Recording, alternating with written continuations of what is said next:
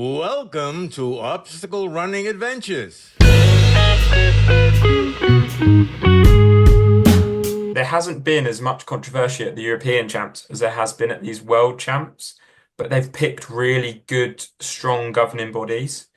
So I don't know how much a part of it is kind of the governing bodies, just the ones some maybe they've picked for the world champs and have just not been right and a good fit or ready to even hold an event. Whereas, I mean, Italy was Hmm. really good racing. Yeah. Same with Hungary. Hungary. Yeah, Hungary was really good, yeah. that's a good point. So But as then some it doesn't answer. Oh, go on, sorry. no, keep going.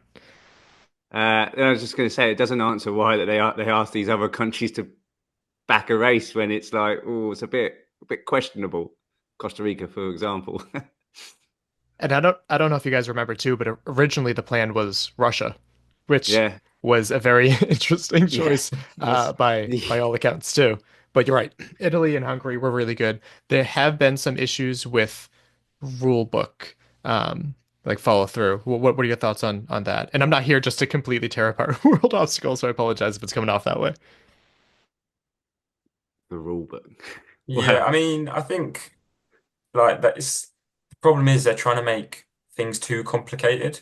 And I think that's where there is definitely something going wrong. I think when they're putting out these rule books, they're trying to be really, really specific with each rules. But this is such a varied sport that it just doesn't work.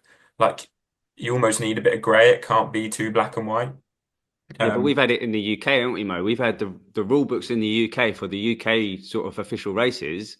When they've been put on by people who understand the race and understand the logistics and understand how a race is done, the rule books are simple, the race is simple, and everything goes well.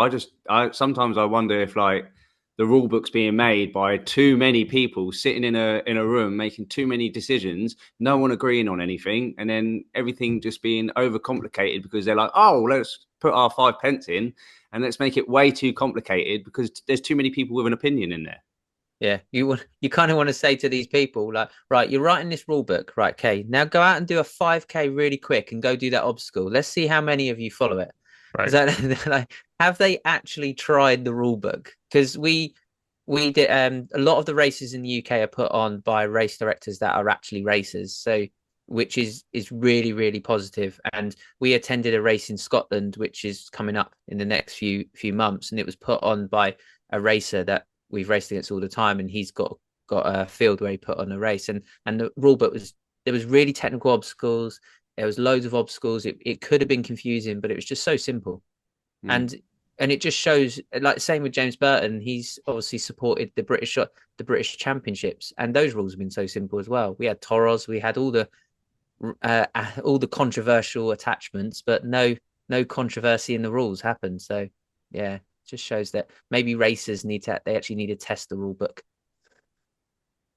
Yeah, I think simplicity would definitely be the way to go. Also, the fact that the rule book has to be translated in all these languages too has caused a fair share of problems. I know that, yesterday here had been in some sticky situations. Denmark got screwed over a couple times, and it just keeps happening. But ideally, I don't want athletes to have to stop and think. I want them to go out there and race. And I want the best racer to be out there and not to stop and think like, oh wait, can I touch this? Can I touch this?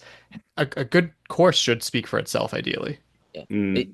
that happened it back in the early days of the European Championships. There not only was the rule books a little bit confusing, but also the types of obstacles that were put into races were the confusing part as well. You come across and you see a cube, and you're like, I'm used to monkey bars. Like, what do I do with this cube?